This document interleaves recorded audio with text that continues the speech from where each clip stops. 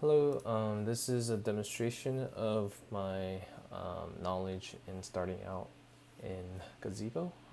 So as you can see, according to the tutorial, I've I've built this vehicle over here on the left, um, and now I will run the simulation and see it run it into a box.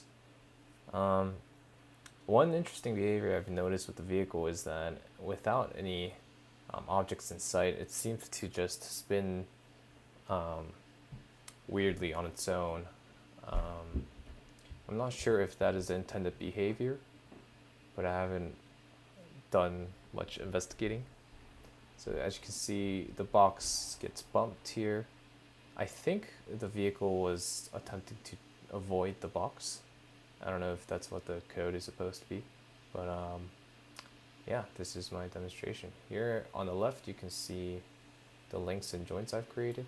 Oh, something just happened to the box. Okay. And that is it for my demonstration.